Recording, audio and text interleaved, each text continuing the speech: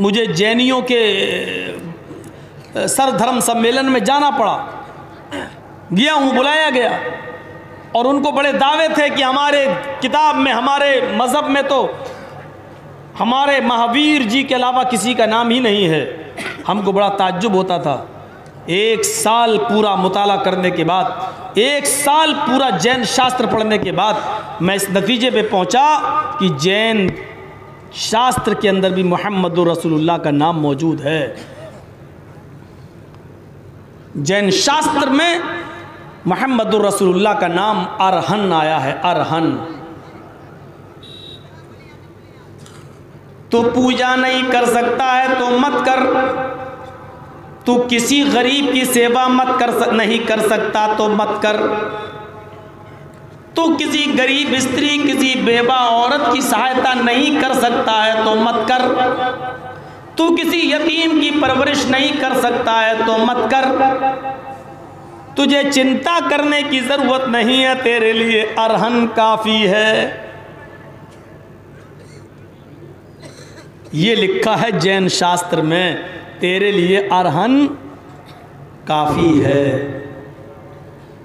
उससे पहले हमें समझना होगा, तू पूजा नहीं कर सकता तो मत कर। पूजा, इबादत तो हर धर्म के अंदर होती है, और जो आदमी जानबूझकर इबादत न करे, तर्क कर दे, छोड़ दे, तो वो गुनाहगार है। पूजा नहीं कर सकता तो मत कर, यानी ये गुनाह हो रहा होने दे। किसी गरीब की सहायता नहीं कर सकता, मत कर। लीजिए साहब, एक गरीब आदमी है, परेशान है, आपके पास पैसा है, उसकी परेशानी दूर करना आपके ऊपर फर्ज है, लेकिन आप नहीं कर रहे हैं। इस्लाम कहता आप गुनाहगार हैं, लेकिन जैन धर्म क्या कह रहा है? अगर तू किसी की सहायता नहीं कर सकता है तो मत कर। इसके बाद क्या लिखा है? अगर तू किसी बेवा की, किसी विधवा स्त्री की सहायता नहीं कर सकता तो मत कर।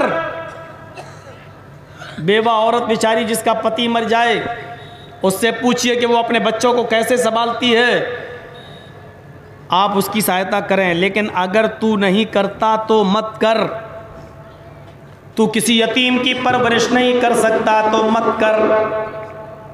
जबकि मुहम्मदुर रसूलुल्लाह सल्लल्लाहु अलैहि वसल्लम फरमाते हैं, ना व काफिलुल यतीमी फिल जन्नती कहातैन, मैं और यतीम की परवरिश करने वाला, मैं और यतीम को खिलाने पिलाने वाला, मैं और यतीम के सर पे हाथ फेरने वाला, क़यामत के दिन ये दोनों जन्नत में ऐसे होंगे जैसे ये दोनों उंगली आपस में मिली हुई हैं, यानी वो मेरा पड़ोसी बनकर रहेगा। लेकिन जैन धर्म कहता है अगर तू किसी गरीब की मदद नहीं कर सकता तो मत कर, तुझे चिंता किस चीज़ की है? तेरे लिए अरहन काफ़ी है। अरहन किसी का नाम है, तेरे लिए अरहन काफ़ी है, यानी अरहन तुझे बख्शवा के जन्नत में ले जाएगा।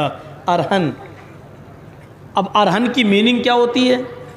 नालंद विशाल शब्द सागर उठाएं, ये संस्कृत इनटू हिंदी डिक्शनरी है, और उसमें आ और रा में आप जाएंगे तो अरहन का माना देखेंगे। अरहन की मीनिंग पक्षदाता, शिफात करने वाला, हेल्प करने वाला, मदद करने वाला, सिफारिश करने वाला। सिफारिश, सिफारिश जानते हैं? साहब ये मेरा भतीजा है, एडमिशन कर लो। अब नंबर कम भी आएंगे, हमने एडमिशन ले लिया, क्यों?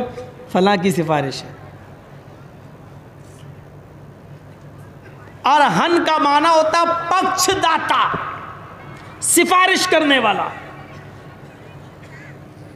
क़यामत के दिन गुनाहगार लोग जब जहन्नम के किनारे पर खड़े होंगे तो नबी अकरम सल्लल्लाहु अलैहि वसल्लम अपने उम्मत के गुनाहगारों को एक नज़र देखेंगे तो आप सजदे में गिर जाएंगे। जब पेशानी सजदे में जाएगी तो अल्लाह के रसूल अल्लाह की हम्द व सना बयान करेंगे, अल्लाह की किबरियाई और बड़ाई बयान करेंगे, करते रहेंगे जितनी अल्लाह चाहेगा उतनी। अल्लाह के नबी सल्लल्लाहु अलैहि वसल्लम फरमाते हैं कि मुझे भी नहीं मालूम उस वक्त मैं अल्लाह की कितनी हम्द व सना बयान करूंगा और कितनी देर का वो सजदा होगा। फिर आवाज आएगी, इरफा रास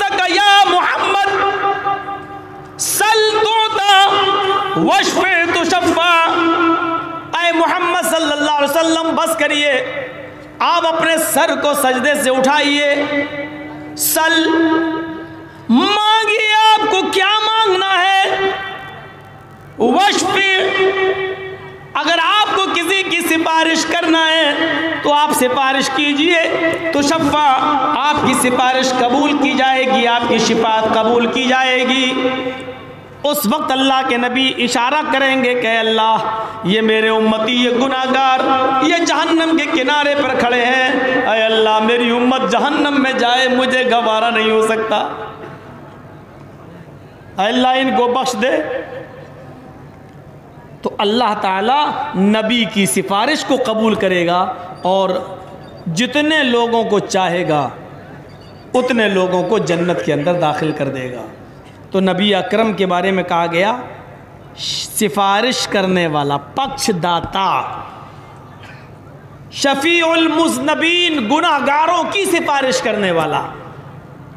अरहन पूजा नहीं कर सकता, मत कर सेवा नहीं कर सकता, मत कर गरीब की सहायता नहीं कर सकता, मत कर किसी विधवा औरत की मदद नहीं कर सकता, मत कर किसी यतीम की परवरिश नहीं कर सकता, मत कर, तेरे लिए अरहन काफ़ी है। यानी इतने गुनाह करने के बावजूद भी तुझे चिंता करने की ज़रूरत नहीं है, तुझ जैसे पापी और गुनाहगार को बख्शवाने के लिए पक्षदाता अरहन यानी शफ़ीउल मुज़नबीन, गुनाहगारों को की सिफारिश करने वाला शफ़ीउल मुज़नबीन यानी मुहम्मदुर रसूलुल्लाह सल्लल्लाहु अलैहि वसल्लम का। महावीर जी ने अरहन का शब्द पेश करके ये बता दिया कि अरहन का ये शब्द